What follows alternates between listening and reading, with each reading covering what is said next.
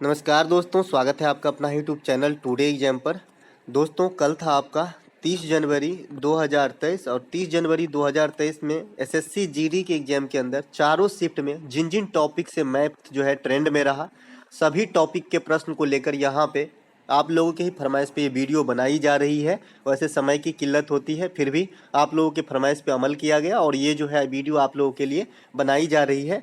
मेरा विश्वास है कि अगर आप इतने टॉपिक, इतने पैटर्न की सवाल विद इन समय जो है आप विद इन टाइम सॉल्व कर पाते हैं तो आपको जो है एग्जाम के अंदर कोई भी दिक्कत नहीं होगी। तो चलिए सभी टॉपिकों को जो है यहाँ पे समाप्त करते हैं, देखते हैं कौन कौन सी टॉपिक ट्रेंड में है और कैसे कैसे प्रश्न पूछे जा रहे हैं। आंकड़े डिफरेंट हो सकते हैं। एक प्रश्न आपसे पूछा जाता है कि तृतीयानुपाती बताइए। मैंने कहा था कि तृतीयानुपाती में दो ही डिजिट होते हैं, ए और बी। इसमें क्या करना है, बी स्क्वायर बट्टा ए कर देना है, ठीक है। इसे ही तृतीयानुपाती कहते हैं। तो यहाँ पे b के जगह पे क्या लिखा है, 30 लिखा है। पहले वाले को a मानेंगे, सेकेंड वाले को b मानेंगे, ये भी स्पष्ट है क्योंकि दूसरे को आप a मान लिए तो गड़बड़ हो जाएगी, है ना। तो बी स्क्वायर ए करना है तो 30 गुने 30 बट्टा 12 करना है। 6 दूनी की 12, 6 पंचे के 30 और इसको 15 से काट देंगे, 15 पचे 75 जो है हमारा आंसर हो जाएगा इस क्वेश्चन के लिए, तृतीयानुपाती 12 और 30 का, ठीक है। इसके अलावा एक प्रश्न आपसे इसी फॉर्म में पूछा जाता है, मध्यानुपाती बताइए। दो डिजिट दिए रहते हैं, इसमें भी ए और बी दो ही डिजिट मिलेगा आपको। मध्यानुपाती निकालने के लिए दोनों डिजिट को रूट में डाल के गुना कर देना है। तो 36 बट्टा 10 लिख सकते हैं, सॉरी 100 लिख सकते हैं इसको, 0.36 को, और 625 लिख सकते हैं। 25 का निकलेगा आपका बाहर 25, 36 का निकलेगा 6 और नीचे 100 का निकलेगा आपका 10, ठीक है। 5 दूनी की 10 कर लेंगे, 5 25 कर लेंगे और 6 पंचे के यहाँ पे 3 से भी काट सकते हैं, तो 15 जो है इसका आंसर हो जाएगा, ठीक है। समझ में आया। तृतीयानुपाती में क्या करना है, बी स्क्वायर बट्टा ए करना है और मध्यानुपाती में क्या करना है, रूट अंडर ए बी करना है। दोनों बात समझ में आ गई हो तो आगे चले, ठीक है। अगला एक इसी टॉपिक का है चतुर्थानुपाती। तो चतुर्थानुपाती आपके रीजनिंग के अंदर और मैथ के अंदर दोनों के अंदर पूछा जाता है, तो इसमें कोई भी दिक्कत नहीं है, ठीक है। ए बाई बी करना है और सी बाई डी करना है बराबर में, ठीक है। ए बाई बी ये आपका जैसे लिखा गया है यहाँ पे 12, तो इसको ए मानेंगे, बी मानेंगे, सी मानेंगे और डी मानेंगे। ए बाई बी बराबर सी बाई डी कर लेना है। तो 12 बट्टा 25 एक्स बट्टा 5, इस प्रकार से जो है आप कर सकते हैं। 5 25 कट जाएगा, एक्स का वैल्यू जो है आपका एक्स का वैल्यू जो है 12 बट्टा 5 आपका जो है आंसर हो जाएगा। कैसे हुआ भाई, 5x बराबर 12 तो x बराबर जो है 12 बट्टा 5, है ना। कोनाकानी गुना आप समझते ही हैं, जब भी बराबर आ जाए पूरे मैथ में कहीं भी तो कोनाकानी क्रॉस मल्टीप्लिकेशन होती है।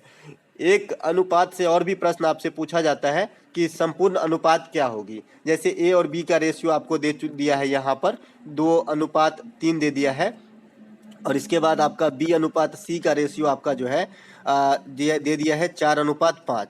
तो हमें ए बी सी निकालना है। इसके कई तरीके हैं, लेकिन जो सबसे बच्चा वाला तरीका है ये है कि इसमें कॉमन टर्म कौन सा है, तो b दोनों में कॉमन है। यहाँ पे b के जगह पे 3 है, यहाँ पे b के जगह पे 4 है, तो इसको मैं 4 से और इसको मैं 3 से गुना कर दूंगा। तो 4 दूनी के 8, a के जगह पे हो जाएगा 8, 4 तिहाई के 12 b के जगह पे और 5 तिहाई के 15 सी के जगह पे। तो 8 12 15 जो है आपका आंसर निकल जाएगा। क्या निकलेगा, 8 12 15 जो है आपका आंसर निकल जाएगा, ठीक है। इसके एक और तरीके हैं, इससे भी छोटा देख लीजिए। आपको लिखा था 2 और 3 और रहा था 4 और 5। ये था आपका ए अनुपात बी, ए अनुपात बी अनुपात सी। तो ए का लिखना है तो ए के तरफ से चलेंगे, तो ए का मान है 2, ए कहीं और है क्या, नहीं है, तो इसके नीचे जो भी है इससे गुना कर देंगे। तो 4 दूनी के 8। अब b को चलते हैं, तो b के पास है 3, b कहीं और है क्या, है ना, तो b यहाँ पे है, तो 4 और 3 12। अब c के पास चलेंगे, c कहाँ है, यहाँ है, और c के सामने कहीं और c है क्या, तो नहीं है, तो 5 तिहाई के 15, ठीक है। तो 8 12 15 कैसे भी आपको करो, दोनों तरीके में से कोई भी जो आपको पसंद आए आप अपना सकते हैं। इसके अलावा एक प्रश्न इसी चैप्टर से देखा गया कि 2a बराबर 3b बराबर 4c समथिंग कुछ भी ऐसा दिया है, तो आपको जो है 2a प्लस 3c या फिर इसी में a प्लस बी प्लस सी पूछ सकता है या a अनुपात c पूछ सकता है, कुछ भी। अगर हमको एक बार a b c का मान पता हो जाए तो मैं कुछ भी निकाल सकता हूं। तो इसमें a b c का मान कैसे पता करेंगे, तो जब a का निकालना हो तो a को भूल जाइए, a के जो कंजुगेट है उसे भूल जाइए और b और c के जो गुणज है उसे लिखते हैं। तो 4 तिहाई के 12। जब b को निकालना है तो b के गुणज को भूल जाएंगे और a और c का जो गुणज है इसको लिखेंगे। तो 4 दूनी के 8। और जब सी को निकालना है तो सी का गुणज भूल जाएंगे और ए और बी का जो गुणज है वो लिखेंगे, यानी जिसको लिखना है उसको भूल के जो दो बचेगा उसके गुणज को लिखना है आपको। तो 3 दूना के 6, ये सी का वैल्यू हो गया। अब इसे आप काट सकते हैं, 2 से 2 छक्के 12, 2 चौका 8, 2 तिया 6। अब तो नहीं कटेगा, तो 6, 4 और 3 कटने का मतलब तीनों कटना चाहिए मेरे भाई। तो ए बी सी का वैल्यू आपका फाइनल 6, 4, 3 आ गया। यहाँ पे 2a + 3c पूछ रहा है, तो 2a का मतलब 12 और 3c का मतलब 9। 12:9 का मतलब हो गया 3 चौका 12, 3 तिया 9, मतलब 4:3 जो है इसका फाइनल आंसर आ जाएगा। बनाना जो सिखा है काफ़ी इंपॉर्टेंट है। मेरा गला थोड़ा खराब है कि जिसको निकालना हो उसको ढक दे। जैसे मैंने यहाँ पे ए को निकाला था तो ए के गुणज को ढक दिया था, 4 तिहाई के 12 लिखा था, यानी बी के पीछे में 4 है, सी के पीछे में 4 है और बी के पीछे में 3 है, तो 4 तिहाई के 12 लिखा था। बी को निकालना है तो बी को ढक दिया था, ए और सी का लिखा था 4 दूनी के 8, और सी का निकालना है तो सी को ढक के ए और बी का लिखा था 3 दूनी के 6। फिर जितनी भी न्यूनतम हो सकता है काट के न्यूनतम किया, और जो पूछा जा रहा है 2a + 3c में मान रख दिया। अगला एक प्रश्न आपसे पूछा जाता है एकल छूट यानी समतुल्य छूट, है ना, ये बट्टा वाला जो डिस्काउंट होता है उसके चैप्टर से ये प्रश्न आती है। तो आपको मैंने इसमें बताया था कि 2 रहने दीजिए तो कोई दिक्कत नहीं है, लेकिन अगर 2 से ज़्यादा टर्म हुआ, 2 से ज़्यादा बार छूट दिया तो फिर दिक्कत है। ठीक है, तो 2 के लिए हम सूत्र तो जानते हैं, x + y - xy/ 100% करना है। ठीक है, इसी के सूत्र के टर्म में डाल देना है, और जो कंक्लूजन आएगी वो तीसरे के साथ। अगर 4 होता तो फिर 2 के कर लेते, फिर तीसरे के साथ, फिर जो कंक्लूजन आता उसको चौथे के साथ करते। ठीक है, यहाँ करके दिखाता हूँ, समझ में आएगा। तो 20 और 30 के साथ पहले करेंगे, ये भी आपको डिजिट इंटरचेंज नहीं करना है कि पहले 10 को कर लेते हैं, गड़बड़ हो जाएगा। ऐसे समझिए कि 100 रुपया में पहले 20% छूट देंगे और पहले 10% छूट देंगे, दोनों में फर्क है ना जी। तो इसी प्रकार से 20 और 30 को ए बी मानेंगे, इसको सी मानेंगे, तो ए और बी को पहले कर लेंगे। तो 20 + 30 - 20 × 30/100 कर लेंगे, ये दोनों जीरो कट जाएगा। 30 20 50 में से 6 गया तो 44, यानी जो पहला 2 का कंक्लूजन आया ये 44% आ गया। अब इस 44% के साथ इस 10% का सेम रिलेशन लाएंगे, तो 44 + 10 - 44 × 10/100, एक जीरो से एक जीरो कट गया, ये 4.4 हो जाएगा, तो ये भी 10 हट जाएगा। 44 10 कितना हो गया 54, 54 में से 4.4 घटाएंगे तो 49.6% जो है इन तीनों छूट का एकल छूट होगा। ठीक है, चलते हैं आगे, एक एक चैप्टर पूरा खत्म कर रहा हूं, इसीलिए जो है आपको सेम टाइप का सवाल दिख रहा है। ठीक है, तो आ जाते हैं, आपको एवरेज से काफी प्रश्न पूछा जा रहा है, तो एवरेज वाले देख लेते हैं। कोई व्यक्ति 40 किलोमीटर प्रति घंटा की चाल से विद्यालय जाता है तथा 20 किलोमीटर प्रति घंटा की चाल से वापस आता है, तो औसत चाल। देखिए, मैंने बताया था कि जब दूरी कांस्टेंट हो, दूरी कांस्टेंट हो, यहाँ पे क्या दूरी कांस्टेंट है कि एक बार भाई घर से ये घर है और ये आपका जो है स्कूल है, यहाँ से गया और एक बार आया, तो दूरी कांस्टेंट है। तो जब दूरी कांस्टेंट हो तो आपका सूत्र लगाना है एवरेज चाल के लिए, एवरेज वेलोसिटी के लिए जो सूत्र लगाना है ये लगाना है 2 × पहला चाल × दूसरा चाल बट्टा पहला चाल प्लस दूसरा चाल। इसी में कर देना है दूरी कांस्टेंट हो, ये आपको परख होनी चाहिए, क्योंकि यहाँ पे लिखेगा नहीं कि भाई दूरी कांस्टेंट है, आपको खुद ही समझ में आता है कि एक बार विद्यालय जाता है और फिर विद्यालय से आता है, तो दूरी तुरंत तो नहीं बदल जाएगा, दूरी कांस्टेंट है ना। तो 2 × 40 है ना, और गुने क्या होगा, दूसरा चाल हो गया 20, और 40 और प्लस 20 करना है तो नीचे हो जाएगा 60, तो 20 तिहाई के हो जाएगा आपका 60, और 3 से कटेगा जी, तो नहीं कटेगा, तो 80/3 जो है हमारा एवरेज चाल है इस आदमी का। ठीक है, ध्यान रखेंगे। इसके अलावा इसी का एक छोटा भाई है कि भाई जो है यहाँ पे समय यानी टाइम कांस्टेंट होता है, टाइम जो है दोनों चीज में जो है सेम ही रहता है। जैसे इस सवाल को पढ़ने की कोशिश कीजिए, 5 घंटे तक 50 किलोमीटर प्रति घंटा की चाल से तथा उतने ही समय तक 25 किलोमीटर प्रति घंटा की चाल से यात्रा करता है, तो संपूर्ण यात्रा के लिए औसत चाल क्या होगी। देखिए, यहाँ पे पहले वाले प्रश्न में आपने देखा कि घर से विद्यालय जाता था एक चाल से और दूसरे चाल से विद्यालय से घर आता था, तो वहां पे दूरी कांस्टेंट था। यहाँ पे आपका समय कांस्टेंट है कि 5 घंटा यात्रा करता है, चाल डिफरेंट है। तो इसमें क्या होता है, एवरेज चाल बराबर दोनों चाल को जोड़ दीजिए और 2 से भाग दे दीजिए। ठीक है, तो दोनों चाल को जोड़ देंगे तो 50 और 25 कितना हो गया, 50 प्लस 25/2 यानी 75/2, मतलब 37.5 किलोमीटर/आवर जो है आपका एवरेज चाल हो जाएगा। आशा करते हैं कि ये ट्रिक जो छोटे छोटे हैं काफी काम के हैं और आपको पसंद आ रहे होंगे और समझ में भी आ रही होगी। इसके अलावा एक प्रश्न यहाँ पर है कि 25 बच्चों के कक्षा में औसत भार 20 किलो है। 25 बच्चे की जो कक्षा है इसमें आपका औसत भार रखा गया है 20 किलो। ठीक है, 25 बच्चे की कक्षा में औसत भार 20 किलो रखा गया है। दो नए बच्चे शामिल हो जाती है और औसत भार में 1 किलो की वृद्धि हो जाती है। तो दो नए बच्चों की औसत भार क्या है? देखिए, इसके जो है कई तरीके हैं। अगर आप आज पहले दिन से ही तैयारी कर रहे हैं एग्जाम की, तो आपके बनाने के तरीके होंगे कि इन दोनों को गुना करेंगे, 50 को और 20 को तो 500 हो जाएगा, 500 केजी हो जाएगा, मतलब 25 बच्चे का, और दो गो और आ गया तो अब हो गया 27 गो बच्चा,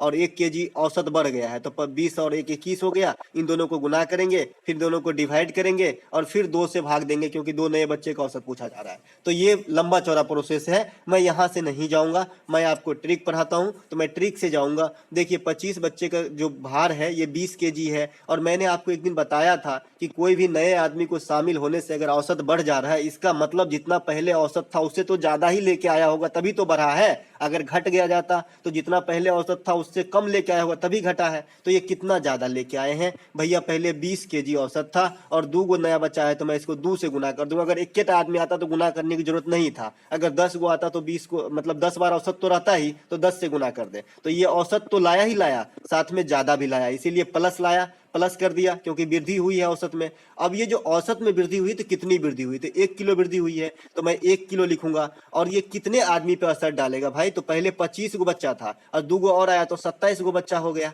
है ना? तो देखिए, 20 दूनी के 40 और प्लस 27, तो ये दोनों जो बच्चा है ना, उस दोनों का समग्र उम्र 67 वर्ष है। दोनों में से औसत पूछ रहा है, तो 67 बटा 2 कर देंगे, तो 67 बटा 2 कर देंगे तो 3 और 2 तिहाई के 6 33.5 किलो जो है आपका एगो बच्चा का उम्र होगा, औसत भार। ठीक है, समझ में आ गया? फिर से समझिए, पहले मैं क्या बताया कि जो बेसिक तरीके हैं बनाने का, कि 25 को और 20 को गुना करेंगे, फिर जो है 27 को और 21 को गुना करेंगे, दोनों को घटाएंगे, फिर 2 से भाग देंगे, तो ये वाला सवाल सॉल्व होगी। लेकिन मैंने कहा कि इतना दिमाग लगाने की जरूरत नहीं है। आप पहले देख रहे हैं सवाल में कि भाई नए आदमी के आने से औसत में वृद्धि हो गई है। जब भी वृद्धि हो गई है तो जितना औसत था उससे ज्यादा भार लेके आया होगा, तो 20 तो लाया ही होगा। और कितने आदमी आए? तो 2 आदमी, तो 40 तो आए ही आए होंगे, लेकिन ज्यादा आए होंगे तो कितना ज्यादा? तो 1, और आंकड़ा कितने हो गए? तो 25 गो था और 2 गो और आया था तो 27 गो। इनको सॉल्व किए तो 67 वर्ष टोटल दोनों का, और दोनों में से औसत पूछ रहा है दोनों का, तो 67 बटा 2 कर देंगे, तो आपका जो है 33.5 जो है केजी आंसर हो जाएगा। अगला प्रश्न, 120 मीटर लंबी रेलगाड़ी 58 किलोमीटर प्रति घंटा की गति से जा रही है। उसी दिशा में 4 किलोमीटर प्रति घंटा की गति से जा रहे व्यक्ति को यह गाड़ी कितने देर में पार कर लेगी? रेलगाड़ी में थोड़ा सा समझ लीजिए, सापेक्षिक चाल सबसे पहले आपकी जरूरी है, ये रीड होती है इस सवाल को बनाने का। तो सापेक्षिक वेलोसिटी जो होता है, अगर सेम डायरेक्शन में जा रहा है तो v1 माइनस v2 होता है, और अगर विपरीत डायरेक्शन में जा रहा है तो v1 प्लस v2 होता है। इसके अलावा पेड़ की लंबाई, पेड़, गाय, सिग्नल, है ना, आदमी, इस सब का दूरी को जो है 0 माना जाता है। ठीक है, नगण्य माना जाता है। इसके अलावा किलोमीटर से मीटर प्रति सेकंड में बदलना है तो 5/18 से गुना कर लो, और मीटर प्रति सेकंड से किलोमीटर में बदलना है तो 18/5 से गुना कर लो। बस इतने से समय ध्यान रखना है, और समय बराबर दूरी बटा चाल। ये एवरग्रीन फार्मूला आपको पूरे कंपटीशन के क्षेत्र में कहीं नहीं छोड़ेगा, त्रिकोणमिति में भी लग जाते हैं हाइट एंड डिस्टेंस में। ठीक है, तो ये सब ध्यान रखेंगे। तो यहाँ पे दूरी कितनी हो जाएगी? वही दूरी, क्योंकि आदमी की दूरी तो भाई नगण्य हो जाएगी, है ना, क्योंकि व्यक्ति का दूरी तो 0, पेड़ की दूरी 0, सिग्नल की दूरी 0, गाय की दूरी 0 माना जाता है। तो 120 मीटर हो गया आपका दूरी, ये मीटर में है, ध्यान रखेंगे। 58 किलोमीटर ट्रेन की जो है गति है, और 4 किलोमीटर जो है व्यक्ति की गति है, और दोनों की डायरेक्शन है सेम। तो सापेक्षिक चाल हो जाएगा 58 में से 4 मतलब 54 हो जाएगा। और 54 तो किलोमीटर में है, मीटर प्रति सेकंड में बदलना होगा क्योंकि ऊपर में मीटर है, तो 5/18 से गुना करना पड़ेगा, तो 18 तिहाई के 54 हो जाएगा। नीचे में बचा 15, और 15 को 120 से काटेंगे तो 15 8 120, यानी जो है ये आपका 8 सेकेंड में जो है पार कर लेगा। कितने सेकेंड में? 8 सेकेंड में जो है उस व्यक्ति को ट्रेन पूरा पार कर लेगा। ठीक है, समय बराबर दूरी बट्टा चाल पे बैठा है, सापेक्षिक चाल निकाल के। ठीक है, इसके अलावा इसी का जो अगला भाग है, दो रेलगाड़ी जिनकी लंबाई 180 मीटर और 220 मीटर है, एक दूसरे के विपरीत दिशा में 40 किलोमीटर और 50 किलोमीटर की गति से दौड़ रही है, एक दूसरे को पार करने में लगी समय। अब सापेक्षिक चाल यहाँ जो है विपरीत दिशा में है, तो सापेक्षिक चाल जुड़ेगा, तो जो फाइनल वेग आएगा माने वेलोसिटी आएगी आपका 50 और 40 90 किलोमीटर पर आवर आएगा। ठीक है, और आपका दूरी किस में है, मीटर में है, तो कितना दूरी है 180 और 220 कितना 400 मीटर है, तो 400 मीटर अब बटा 90 और गुने 5/18 से गुना कर लेंगे तो ये भी मीटर प्रति सेकंड में हो जाएगा। 18 पचाई के 90 हो जाएगा, 25 हो गया, 25 से 400 को काटेंगे तो 16 हो जाएगा। तो 16 जो है 16 सेकंड जो है आपको 16 सेकंड में दोनों ट्रेन एक दूसरे को पार कर लेगा। समय बराबर दूरी बटा चाल, सापेक्षिक चाल निकाल लिए 50 40 90 मीटर प्रति सेकंड में 5/18 से गुना करके निकाल दिए। टोटल दूरी 180 और 220 मतलब 400 है। ठीक है, समझ में आना चाहिए। इसके अलावा एक प्रश्न आपसे पूछा जाता है कि दूध तथा पानी के 20 लीटर मिश्रण में 40% पानी है, कितना पानी और मिलाया जाए कि पानी 50% हो जाए। एक एक टॉपिक क्लियर करते चल रहे हैं, क्रैश कोर्स के जैसे काम करेगा आपके एग्जाम के लिए, है ना। तो 20 लीटर है और 40% पानी है, और क्या है भाई 20 लीटर दूध एगो मिल्क है और एगो वाटर है। बोल रहा है कि 40% वाटर है तो 60% मिल्क होगा, कॉमन सी बात है ना। अब बोलता है कितना पानी और मिलाया जाए कि पानी जो है 50% हो जाए। अब मुझे पानी 50% करना है, और जब पानी 50% करना है तो दूध भी 50% ऑटोमेटिक हो जाएगा, है ना, क्योंकि कोई भी चीज 100% होता है। ऐसे सवाल बनाने के लिए जो मेरा ट्रिक है, जो जिसको मिलाया जाना है उसको घेर दीजिए। तो पानी को मिलाया जा रहा है 50% बनाने के लिए, क्योंकि पहले 40% पानी था। अब पानी वाले से मैं कोई भी कैलकुलेशन नहीं करूंगा, जो करूंगा दूध वाले से करूंगा। तो पहले 20 लीटर था, पहले गुने पहले वाला, तो 20 गुने 60 अब बराबर, अब 20 प्लस x मिश्रण कुछ ना कुछ तो बढ़ेगा क्योंकि पानी ऐड हो रहा है, अब गुने 50। अब है ना ये वाला 50। ठीक है, पहले वाला 60 और जब बढ़ा तो ये जो कम होगा तो ये 50। ठीक है, अब इसी को कैलकुलेशन कर लेंगे, आपका काम जो है हो जाएगा। एक जीरो से एक जीरो कट गया, 5 चौका 20 कट गया, 6 चौका 24 इस भाग में है और 20 प्लस x उस भाग में है, तो 20 प्लस x बराबर हो गया 24। तो x का वैल्यू आ गया 4। अगर 4 लीटर पानी ऐड कर देना मेरे भाई तो 50% दूध और 50% पानी भी हो जाएगी। ठीक है, इसे साबित भी कर सकते हैं लेकिन फोकट में टाइम खराब होगा। चलिए आगे। ठीक है, समझ गए ना कि जिसको मिलाया जाता है उसको उसके साथ ऑपरेशन नहीं करेंगे। देखिए एक बार फिर से समझा देता हूं, मिल्क था और वाटर था। वाटर था आपका 40% इन्फॉर्मेशन दिया है, तो हम अपने समझ सकते हैं कि 60% मिल्क रहा होगा। अब पानी मिला के जो है 50% पानी किया जा रहा है तो 50% मिल्क हो जाएगा अपने आप। ठीक है, तो पानी मिला रहे हैं तो पानी के साथ ऑपरेशन नहीं करना है, ऑपरेशन करना है आपको दूध के साथ। तो पहले कितना था 20 और पहले कितना परसेंट था, तो 60 बराबर। अब जो कुछ मिलाएगा तो मिश्रण बढ़ेगा, तो 20 प्लस x अब कितना हो गया, तो 50। इसी को सॉल्व किया, हमारा 4 जो है x की वैल्यू आ गया था। अगला प्रश्न है कि साधारण ब्याज के x% वार्षिक दर से कोई धन 5 वर्षों में 11,500 हो जाता है। यदि दर 4% अधिक होती तो वही धन उतने ही समय में 13,500 हो जाते। मूलधन क्या है। देखिए अगर यही सवाल एग्जाम में कल आया था तो बच्चे लोग बोलते हैं कि लेंदी सवाल आ गई। इसमें कोई लेंदी सवाल नहीं है, आपको जो है थोड़ा सा दिमाग लगाने की जरूरत है। सबसे पहले साधारण ब्याज सिंपल इंटरेस्ट क्या होता है, रेट गुने टाइम, रेट गुने टाइम का प्रतिशत होता है किसका, मूलधन का, यही होता है साधारण ब्याज। जैसे मान लीजिए उदाहरण ले लीजिए कि 100 रुपया आपका जो है मूलधन है, 5% दर है और 2 वर्ष समय है, तो 5 दूनी की 10% निकालोगे 10 रुपया ब्याज होगा। निकाल के देखिएगा मूलधन गुने समय गुने दर बटा 100 करके तो 10 रुपया आएगा। ठीक है, तो यही होता है। तो अब साधारण ब्याज में तो कोई झंझट नहीं। एक बार रेट था x%, मुझे पता नहीं कि x का वैल्यू क्या है, लेकिन 5 वर्षों में 11,500 हो गया। 4% अधिक होता तो 13,500 होता, और समय उतना ही है, उतने ही समय में, है ना, उतने ही समय में लिखा है। तो 5 वर्षों में 4% के दर से अगर बढ़ेगा तो 20% बढ़ेगा, यानी इन दोनों का डिफरेंस जो है 20% के बराबर है उस मूलधन का। सिंपल सी बात है मेरे भाई, सिंपल सी बात है। तो 11,500 को 13,500 में से घटाएंगे तो हमारा जो है 2,000 हो जाएगा। तो 2,000 हमारा है 20%, यहां से हम काट लेंगे तो ये 100 हो जाएगा। 1% की वैल्यू आ गई 100, है ना। तो 100% होती है कोई भी चीज, मूलधन भी निकालना है आपको तो एगो दूगो जीरो और डाल देंगे, तो 10,000 रुपए की मूलधन है दोस्त। ठीक है, समझ में आना चाहिए जो मैं ट्रिक लगाया हूं। आपको भी एग्जाम में ऐसे ही चलना है। अगर सीजीएल वगैरह की एग्जाम करते हैं तो आप हर चीज लिखने पे चलेंगे तो हो जाएगी दिक्कत।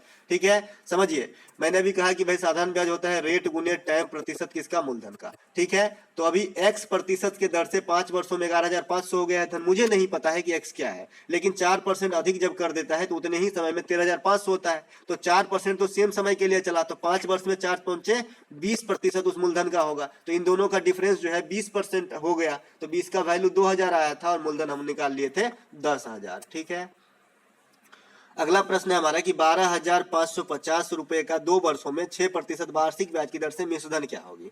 देखिए यहाँ पे जब भी आपको चक्रवृद्धि ब्याज शब्द मेंशन ना रहे तो आप साधारण ब्याज के हिसाब से चलना। अगर चक्रवृद्धि ब्याज के हिसाब से चलोगे तो ऑप्शन तो दिख जाएगा लेकिन आपका हिसाब गलत हो जाएगा, यानी एग्जामिनर समझेगा इसको नॉलेज नहीं है। ठीक है, तो यहाँ पे कहीं भी चक्रवृद्धि ब्याज जो शब्द का तो मेंशन है ही नहीं, तो हम साधारण ब्याज सिंपल सा निकाल लेंगे। तो 6 दूनी की 12% जो है निकाल लेंगे, यानी 125/50 का जो है आपका 112% निकाल लेना है।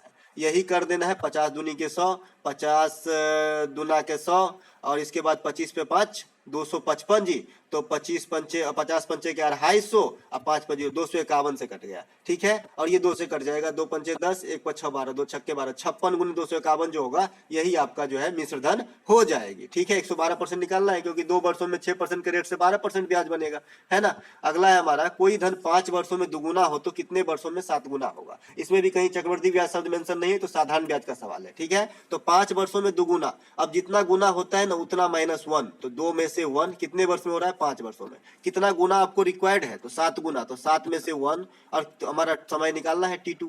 इसी को मैं अपने तरफ से डेवलप किया हूँ, ये सूत्र आप कहीं भी लगा के देखेंगे काम आ जाएगा। पिछले क्लास में भी मैं ये बताया था कि भाई जितना गुना हो जाता है गुना -1 बट्टा पहला समय बराबर जितना गुना चाहिए उसमें से 1 घटाने का बट्टा दूसरा समय, है ना, कैलकुलेशन कर लेने का। तो 1/5 बराबर 6 बट्टा T2 हो जाएगा। T2 का वैल्यू जो है गया 30 वर्ष हो जाएगा। ये T2 का वैल्यू जो है 30 वर्ष, 6 पंचे 30 वर्ष में जो है आपका 7 गुना हो जाएगा, जो धन 5 वर्षों में जो है आपका दोगुना होता है। ठीक है, इसके अलावा अब आते हैं चक्रवृद्धि ब्याज पे। 10,000 रुपए का 2 वर्षों में 8% की दर से चक्रवृद्धि ब्याज क्या होगा। देखिए 2 वर्षों के लिए मैं बताया हूं क्या होता है भाई, रेट को ढालना होता है आपको 2r r स्क्वायर के फॉर्म में। ठीक है, तो यहाँ पे मैं इसी रेट को 2r r स्क्वायर के फॉर्म में ढालता हूं, तो 2 गुने 8 और 8 8 64, यानी 16.64% हम इस मूलधन का अगर निकाल दें तो डायरेक्ट हमारा ब्याज निकल जाएगा। ठीक है, तो चलिए निकाल देते हैं 16.64%। तो 10,000 रुपये का 16.64% निकालना है। मैंने दशमलव हटा दिया तो 2 जीरो पड़ेगा, दशमलव हटाने वाला, 2 जीरो परसेंटेज वाला, चारों जीरो यहाँ से जो है कट गया है। ठीक है, तो 1664 रुपया जो है आपका आंसर हो जाएगा। ठीक है, ध्यान रखेंगे। इसके अलावा एक प्रश्न मैं यहाँ पे रखा हूँ कि 15,000 रुपया पर 1.5 वर्षों में 20% छमाही ब्याज दर पे संशोधित होता है तो मिश्रधन क्या होगा। देखिए ये हिसाब बार बार जो है आपको परेशान कर रहा है एग्जाम के अंदर, छमाही वाला और तिमाही वाला दोनों यहाँ पे समझा देंगे। देखिए 15,000 रुपये का 1.5 वर्षों में जब भी छमाही होता है तो टाइम को आप करते हैं 2 से गुना और रेट को आप करते हैं 2 से भाग। ये कहाँ से आता है 2, ये मैं बताया था कि भाई 12 महीने का साल होता है, छमाही का मतलब 6 से भाग देंगे, ये रिजल्ट आता है 2, इसी 2 के साथ ऑपरेशन होती है। अगर यहीं पर तिमाही होता तो 12 में 3 से भाग देते, रिजल्ट आता 4, इस 4 से ऑपरेशन करते कि टाइम को 4 से गुना करेंगे और रेट को 4 से भाग देंगे जब तिमाही होता। बहरहाल यहाँ पे छमाही है तो हम 2 से ऑपरेशन करेंगे, तो 1.5 को 2 से गुना करेंगे तो 3 ईयर्स हो गया हमारा टाइम, है ना। और रेट हमारा जो फाइनल आ गया ये 2 से भाग देना पड़ेगा तो 10%। ठीक है, 10%। ठीक है, तो मैंने 3 वर्षों के लिए आपको फाइनल रेट कंक्लूजन करने का बताया था। क्या होता है जी, 3r स्क्वायर RQ, इसी में आपको डालना होता है। तो चलिए 10 गुने 3, 3 गुने 10 का स्क्वायर 100 और 10 का क्यू होता है आपका 1000। ठीक है, मैंने आपको कहा था कि मुझे यहाँ पे 3 अंक दिखना नहीं चाहिए। आगे तो आप 1000 के आगे और भी 50 को जीरो लगा दो कोई फर्क नहीं पड़ेगा क्योंकि दशमलव के बाद की चीज है, लेकिन मुझे ये स्लाइस के बीच में 3 अंक नहीं दिखना चाहिए, हमेशा 2 अंक दिखना चाहिए। तो 10 तिहाई के 30 और ये हो जाएगा 100 और 3 को गुना करोगे तो 300। तो 300 में कितने डिजिट है, 3 डिजिट, तो ये 3 पीछे में शिफ्ट हो जाएगा, तो 30 और 3 33। अब ये आ जाएगा दशमलव। अब यहाँ भी मतलब जो है यहाँ जीरो एक और बढ़ा दो कोई फर्क नहीं पड़ता है, लेकिन यहाँ भी 2 डिजिट से तो ज्यादा ही है ना आया हुआ, तो एक जो है पीछे शिफ्ट हो जाएगा। तो 33.1% जो है आपका, क्योंकि इसमें तो खाली 0 0 बचेगा, 300 में से 3 तो आप ले लिए हो तो 0 0 बचेगा, तो 33.1% जो है आपको निकालना पड़ेगा इस मूलधन का। तो ये सवाल सॉल्व हो जाएगा। तो 15,000 रुपये का 33.1% निकालना है। मैं दशमलव हटा दिया तो 10 डालना पड़ेगा और 100 डालना पड़ेगा आपको परसेंटेज वाली, तीनों जीरो कट गया। 15 गुने 331 करेंगे आपका आंसर धड़ल्ले से आ जाएगा। आपको जो है 2 वर्ष और 3 वर्षों के लिए रेट कैलकुलेशन करना जरूर आना चाहिए, एग्जाम में काफी हेल्प मिलेगी। इसके बाद अगला सवाल डिफरेंस वाला पूछा जाता है कि साधारण ब्याज चक्रवृद्धि ब्याज में अंतर 60 रुपया है 2 वर्षों में, 2 साल समय है तो मूलधन 6000 है तो रेट क्या होगा। देखिए डिफरेंस बराबर 2 साल के लिए होता है P गुने आर स्क्वायर बट्टा 100 का स्क्वायर।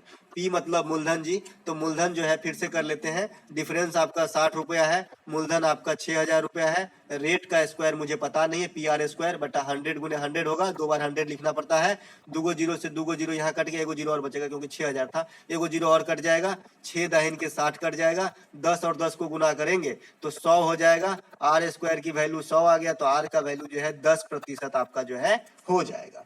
तो 2 वर्ष के जो डिफरेंस याद रखेंगे, डिफरेंस बराबर होता है मूलधन गुने रेट का स्क्वायर बट्टा 100 का स्क्वायर, ठीक है। इसके अलावा अब आते हैं मेंसुरेशन के पार्ट में, जहां से आपको परेशान कर रहा है प्रश्न। बेलन की वक्र पृष्ठ का क्षेत्रफल 440 है तो बेलन का आयतन क्या होगा। अब देखिए थोड़ा सा बेलन का नॉलेज लीजिए, बेलन है, बेलन में आयतन आपका होता है पाई आर स्क्वायर एच, वक्र पृष्ठ होता है 2 पाई आर एच और संपूर्ण पृष्ठ होता है 2 pi R into H plus R, H plus R होता है, एच प्लस आर होता है। ये क्यों होता है, क्योंकि 2 बार सर्किल का जो है क्षेत्रफल जोड़ा जाता है वक्र पृष्ठ में, ठीक है। तो यहाँ पे वक्र पृष्ठ का वैल्यू आपको दे दिया है 440, 2 गुने 22/7 2 पाई आर एच, आर तो मुझे पता नहीं है, और ऊंचाई दिया है क्या, ऊंचाई भी नहीं दिया है। इस सवाल में कुछ गड़बड़ है जी, दोनों में से कोई ना कोई एक तो होना चाहिए, 2 पाई आर एच, या तो आर होना चाहिए या तो एच होना चाहिए, तभी आयतन निकल सकती है, क्योंकि 2 पाई आर एच में से कोई एक चीज मान रहेगा तब तो मैं 440 बराबर करके निकालूंगा ना, क्योंकि पाई आर स्क्वायर एच की मान निकालना है बाद में, तो ये वाला जो है थोड़ा सा दिक्कत हो गया। चलते हैं आगे। मान लीजिए कुछ भी है, एच जो है 7 मान लीजिए, एच जो है 7 मान लीजिए, सॉल्व कर लीजिए, तो 2 गुने 22/7 2 पाई आर, आर मुझे पता नहीं, एच दे दिया है 7, 7 से 7 कट गया, इसका वैल्यू है 440, 22 के 44, 1 से कटेगा, आर का वैल्यू जो आ जाएगा 10 आ गया, आर का वैल्यू 10 आ गया, एच है 7, पाई आर स्क्वायर एच में रखना है, एच 7, आर का वैल्यू निकला 10, पाई आर स्क्वायर एच में रखना है तो 22/7, आर स्क्वायर का मतलब 10 गुने 10 गुने 7, 7 से 7 कट गया, 2200 हो जाएगा आपका आंसर, 2200 घन मीटर जो है आपका आंसर हो जाएगा बेलन का आयतन, ठीक है। इसके अलावा एक प्रश्न पूछा गया है यहाँ पे कि 12 सेमी त्रिज्या वाले गोले को पिघलाकर 3 सेमी त्रिज्या वाले बेलन बनाए जाते हैं, यदि बेलन की ऊंचाई 7 सेमी है तो कितने बेलन बनेंगे। देखिए ये प्रश्न काफी क्रिटिकल होती है लेकिन काफी इजी होती है। आपको पहले समझ में आना चाहिए कि जब भी एक शेप से दूसरा शेप बनाया जाता है तो आपको जो है आयतन का सूत्र लगाना है, गोला से बेलन बनाया गया है तो आपको आयतन का सूत्र लगाना है, दोनों की आयतन का फॉर्मूला आपको आना चाहिए। तो आयतन क्या होता है गोला का, 4/3 पाई और आर क्यू, आर कितना है गोला वाले के लिए तो 12 का क्यू है, 12 गुने 12 गुने 12 है। अब जो है बेलन बनाया जा रहा है तो बेलन का होता है पाई आर स्क्वायर, तो 3 सेमी त्रिज्या का बनाया जाता है 3 गुने 3, और एच का वैल्यू कितना है 7 है ना, और इस कितने बनेंगे पूछे है ना, तो मैं मान लेता हूँ कि एन गोले एन बेलन बनेंगे, तो पाई से पाई हमारा कट गया है ना, और 2 गो 3 है जी, तो 2 गो 3 से ये 2 बार 4 4 में कट गया 12, ठीक है। इसके अलावा और कुछ कटेगा, और कुछ भी नहीं कटेगा, ठीक है। तो अब देखो हाँ ये 3 से कट जाएगा, 3 चौका 12, ठीक है, तो 4 चौका 16 चौका 64 चौका 256, 256/7 इसका जो है आंसर आने वाला 256 256/7 जो है इसका आंसर आने वाला है, क्योंकि 7 अभी बचा हुआ ही है, ठीक है। तो 256/7 जो है इसका आंसर आएगा, ठीक है। मैं बताया था दोस्तों कि आंकड़े डिफरेंट हो सकता है, आंकड़े जो है अगर अच्छा होता तो पूरा कट जाता, इसमें कुछ आंकड़े जो है गड़बड़ हो गया इसीलिए पूरा राउंड फिगर में नहीं कटेगा, और बेलन कभी आधा बनेगा नहीं, इसीलिए मैं बताने की तरीका खाली सिखा रहा हूँ कैसे बनाया जाता है। अगर आपको जो है कोई शेप बदलती हो जाए तो आपको जो है आयतन का सूत्र लगाना है, ठीक है। 9 सेमी त्रिज्या वाले घन का संपूर्ण पृष्ठ का क्षेत्रफल क्या होगा। देखिए घन जो है कुछ इस प्रकार का होता है, जैसा कि आप देखे ही होंगे कि जो लूडो का पासा वगैरह होता है ये घन का ही उदाहरण है। घन में जो है क्या क्या गुण होते हैं, तो वॉल्यूम होता है आपका AQ है ना, उसके बाद संपूर्ण पृष्ठ का क्षेत्रफल जो होता है यह 6 स्क्वायर होता है, और घन का विकर्ण की बात करेंगे, यहाँ से भी सवाल आया है तो √3a होता है, ठीक है, इसमें कोई दिक्कत नहीं है। तो 9 सेमी त्रिज्या वाले घन का संपूर्ण पृष्ठ आपको, आप रेडियस मतलब त्रिज्या क्या, यहाँ पे भुजा देना पड़ेगा क्योंकि घन में त्रिज्या नहीं बोलते हम, ठीक है, भुजा बोलते हैं। तो 9 सेमी भुजा है तो आपका a का वैल्यू 9 है, संपूर्ण पृष्ठ का क्षेत्रफल निकालना है, 6 स्क्वायर निकालना है,